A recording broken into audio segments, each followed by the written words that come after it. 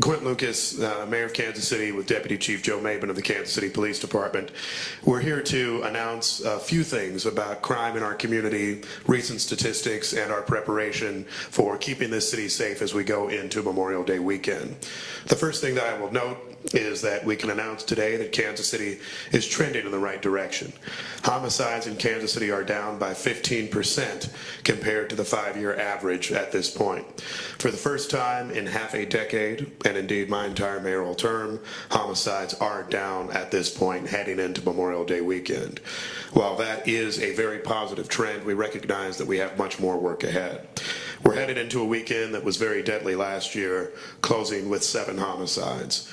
We're here to encourage everyone to stay safe this weekend and to refrain from violent behavior. We see it in a number of our holiday weekends, more shooting activity, more alleged celebratory gunfire. We ask everyone to put the guns down, but if you do hear gun violence or shootings in your community, make sure that you call authorities. When any shooting happens in Kansas City, the Kansas City Police Department works with Partners for Peace, Combat, Aim for Peace, and many other community partners to actively engage with those who are involved, those who are in communities that are impacted, and victims of violent crime. Each day, we tackle gun violence from every angle: prevention, intervention, and enforcement, and we will continue to do so until gun violence no longer plagues our community. We look forward to having more discussion with all of you as we talk about our upcoming focused deterrence initiatives, including the Save Kansas City campaign, that is Stand Against Violence in Kansas City, which will be kicking off next week. Save KC. Part of tackling this issue of violence in our community is ensuring that our young people are safe, busy, and off the streets when school is out. Curfews will start in Kansas City this weekend. As a reminder, youth who are 15 years old and younger must be accompanied by an adult citywide starting at 10 p.m. Again, those who are 15 years old or younger have to be accompanied by an adult after 10 p.m., and that applies throughout all of Kansas City. Youth who are 16 and 17 years old must be accompanied by an adult citywide starting at 11 p.m. in entertainment districts. As a reminder, our entertainment districts include the Country Club Plaza, downtown Kansas City, 18th and Vine, Westport, and I think a few other spots throughout our city. And so entertainment district curfew for those who are 16 and 17 years old is 11 p.m., after which time one has to be accompanied by an adult. In entertainment districts, youth 17 years old and younger must be accompanied by an adult, starting at 9 p.m. The curfews last until 6 a.m. in the morning. So I'll read all those again to make sure it's clear. Youth 15 years old and younger must be accompanied by an adult citywide starting at 10 p.m. Youth 16 and 17 years old must be accompanied by an adult citywide starting at 11 p.m. And entertainment districts 17 years old and younger must be accompanied by an adult starting at 9 p.m. And the curfew runs until 6 a.m. the next morning. 15-year-old citywide. You need to go home at 10 p.m. Hopefully you were home before that. If you're out after that time, you need to be accompanied by an adult. 16 and 17-year-olds, anywhere citywide, you need to be accompanied by an adult after 11 p.m. And entertainment districts, after 9 p.m., you need to be accompanied by an adult if you are under 17 years old. And all those curfews last until 6 a.m. You will see in a number of our entertainment districts our Partners for Peace program canvassing around areas like the Plaza and other entertainment districts, engaging with our young people to remind them not just of this rule, but also other activities, other things to do in Kansas City throughout the summer months and the many activities that we have for them to engage in pro-social behavior. Colonel Mabin will have some time to talk about our crackdown on street racing in Kansas City, which is another issue that is harming public safety in a number of our neighborhoods. You will see a heightened police presence and road modifications like grooves and pucks, and we will continue to work to deter and crack down on illegal sideshows and street racing in Kansas City. The final point that I'll make and then turn it over to Colonel Mabin is this. We also recognize that this weekend is the Celebration at the Station event, the Kansas City Symphony concert that is in front of Union Station. This will be the first major public event that occurs in front of Union Station since the shooting on February 14th following the Chiefs' Super Bowl parade. We recognize that the celebration at the station is a large event. I plan to be there with my family. Many other Kansas Cityans will be there as well. The Kansas City Police Department has worked with the organizations, has worked with our Parks Department to make sure that we have a strong safety plan. I look forward to being there. I'll be safe, my family will be safe, and we welcome all Kansas Cityans to come back to what is, to me, an important annual public event. Thank you, Colonel Mabin, and the members of the Kansas City Police Department for preparing not just for that event, Celebration at the Station, but also for any number of events that will occur in Kansas City throughout the summer months. With that, I turn it over to Colonel Mabin to talk about KCPD preparations for this weekend and beyond. Thank you, Mayor Q. I'm Deputy Chief Joe Mabin, Kansas City, Missouri Police Department. We're making progress addressing violent crime. It's taken a lot of work to get here, and there's still much work to do. I want to remind that everyone, whenever violence takes place in Kansas City, it harms everyone, everywhere. Memorial Day honors the men and women who have sacrificed, who've lost their lives in service of this country. It's a time to spend with family and friends. And KCPD is going to do all we can to make it sure it's safe for everyone to enjoy. We're deploying extra officers in entertainment districts. We're on the lookout for street racing and sideshow operations and intoxicated drivers. But we can't do it on our own. We need your help. We're asking people to leave their guns at home and not let arguments and disturbances lead to violence. Call the police before things escalate. Violence anywhere in Kansas City is a harm to everyone in Kansas City. Together we can make this weekend safe and enjoyable. Thank you. Thank you. Any questions for any of you? Yeah, I know you addressed several different things there, but I do want to talk about one thing. You guys, do you think it's slightly tone deaf to be touting positive homicide trends when you have an 11-year-old who was killed sleeping in her home, a 13-year-old who was innocently gunned down, a 6-year-old who remains in the hospital after he was shot in the head riding his bicycle? No one's in custody for that shooting. A 14-year-old shot on Mother's Day as she was in the home with 8 of her other siblings. Is it tone deaf to talk about homicide trends when you have kids that are being shot, in some cases killed, doing absolutely nothing but existing? I think every shooting in our city is a tragedy. Every non-fatal shooting, every homicide. You can read a list and a story of every incident of violence in our city, and all of those are tragic. Part of what we're here to do is make sure that we are reporting our trends and the work we do with the people of Kansas City. This is not a celebration. We don't celebrate at any point until the point at which we have 0 homicides and 0 non-fatal shootings in our city. We do, however, think that it's important that the people of Kansas City know the work that we are doing to address violent crime in Kansas City, the work we're doing to investigate violent crime, the work we're doing to prevent violent crime in Kansas City. This department is working very hard to make sure that we don't continue to hear tragedies like this forever. The deputy chief, the other deputy chiefs, the chief of police, and all of our officers continue to grieve for all of those who are impacted by violent crime each and every day. That's why they do the amount of work they do to help prevent it. And so, no, I don't believe it's tone deaf. I think it is the work that we do to inform the people of Kansas City of where we stand, the work that they can do to help prevent violent crime, and the fact that all of us are in it together to make sure we don't continue hearing stories like that one.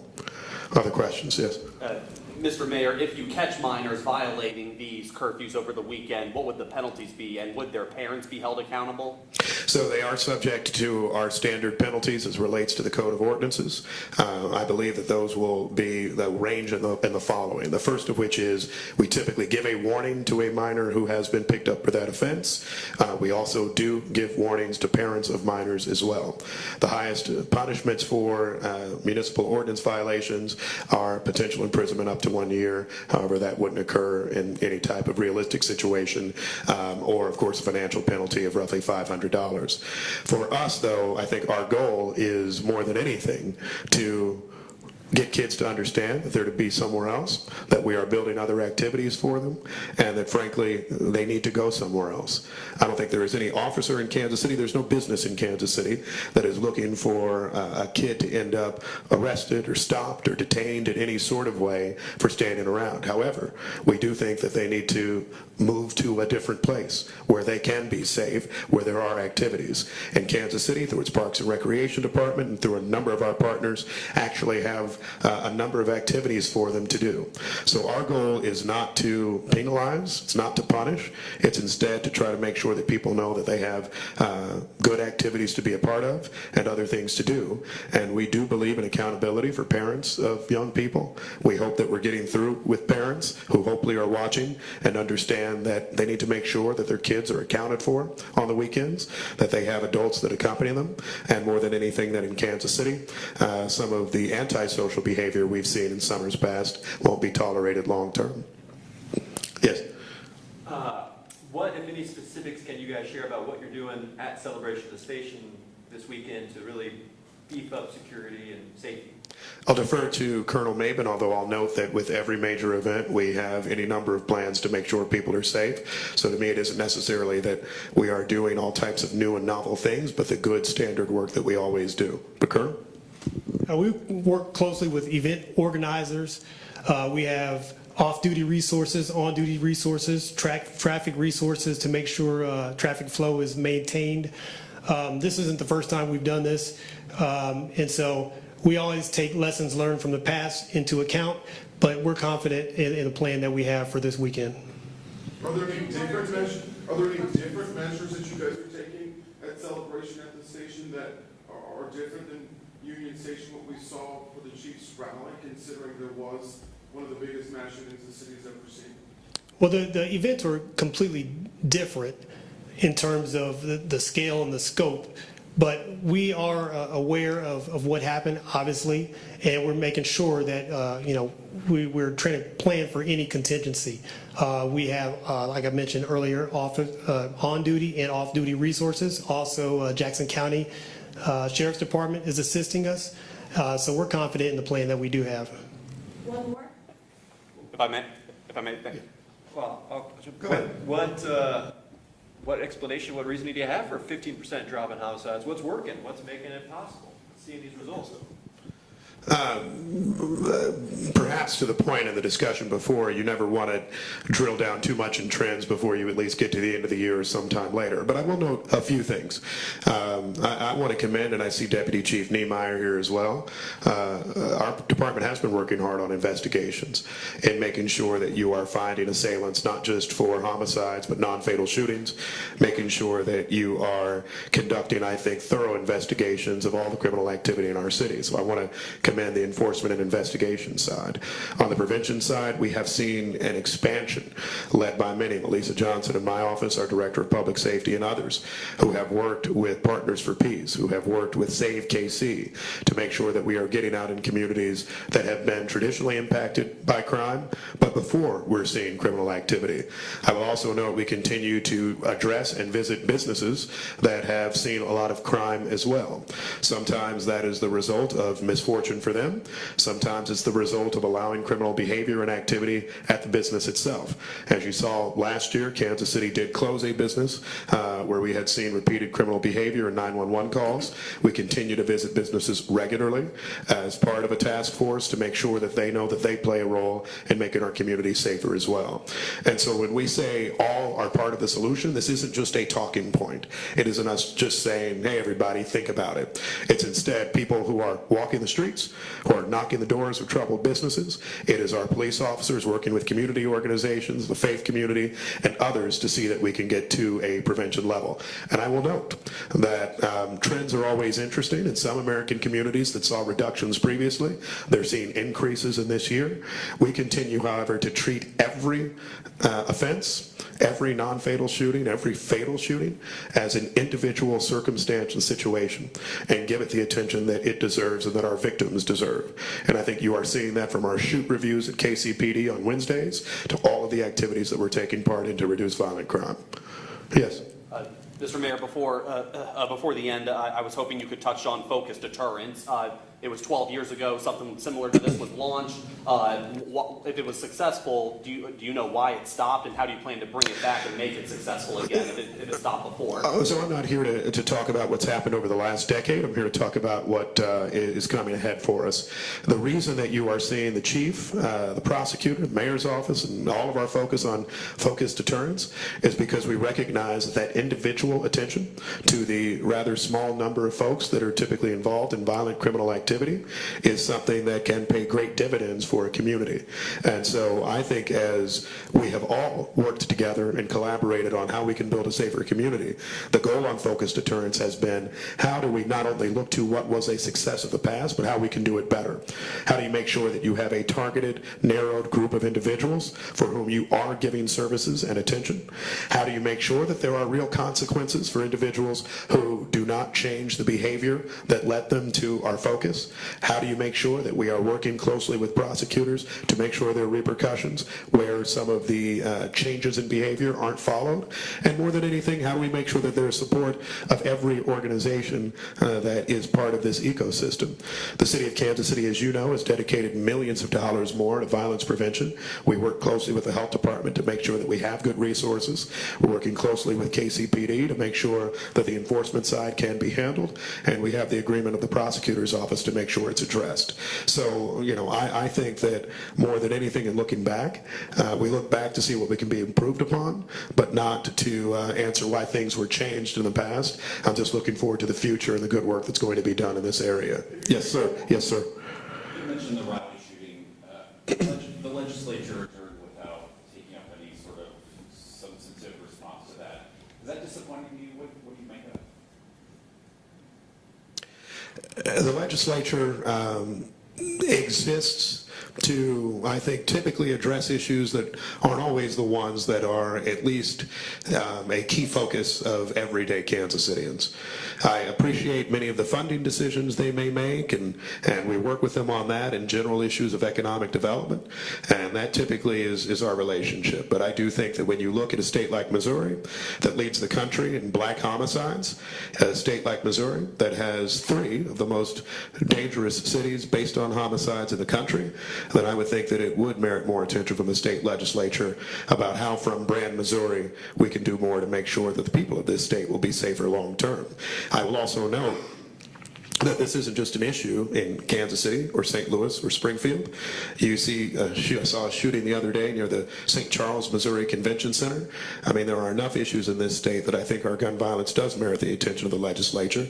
Each year it is a priority of the Kansas City City Council. We'll continue to make it one until we can all see change. Yes? So we've talked about the homicide counts that the city's seen so far this year. When it comes to non-fatal shootings, what do those numbers look like compared to the previous year?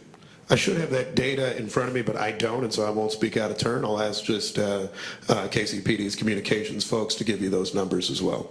Following. Any other questions for you? All right. Thank you all so much.